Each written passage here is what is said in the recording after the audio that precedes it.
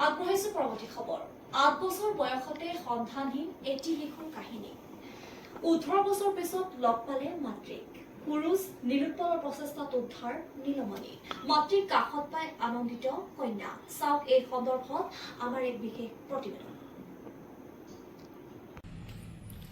So আজি আমি news কৰিব আহিছোঁ এনি ভাৰত 24ত। চ' কালি আমি বাইদেউজনীক ঘৰত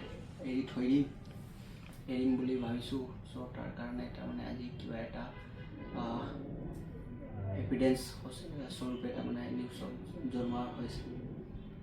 ঠিক আছে।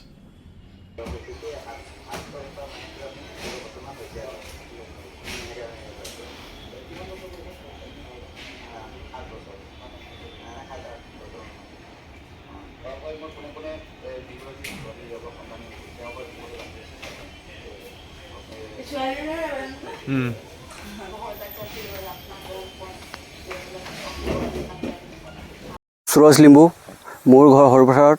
চ' মই গুৱাহাটীত থাকোঁ। চ' গুৱাহাটীত সমাজ সেৱাৰ মোৰ তাৰমানে আগৰ পৰাই মনেদি তাৰমানে ইচ্ছুকভাৱে মই সমাজ সেৱা কৰি থাকোঁ।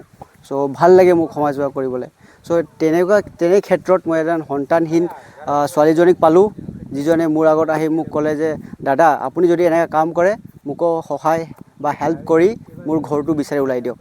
চ' তাৰ মতে মই তাৰমানে ঘৰটো বিচাৰি ওলাবত সক্ষম হ'লোঁ। আৰু আজি মই ছোৱালীজনীক তাৰমানে তাৰ অভিভাৱকৰ তাত চমজাই দিছোঁ। চ' ভাল লাগিছে, তেখেতলোকেও অশেষ সুখী আৰু ভৱিষ্যতো এনেকুৱা কৰি গৈ থাকিম বুলি আশা ৰাখিলোঁ। চ'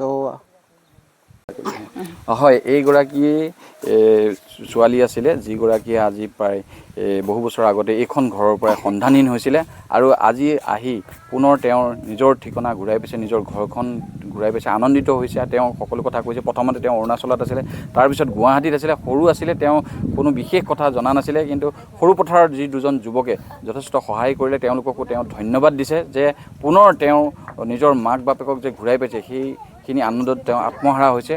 আৰু এখন ঘৰত আনন্দিত হৈছে। সকলো ঘৰৰ ওচৰৰ পৰিবাৰৰ পৰা ধৰি গাঁৱৰ সকলো লোক ওলাই আহিছে, আনন্দিত হৈছে।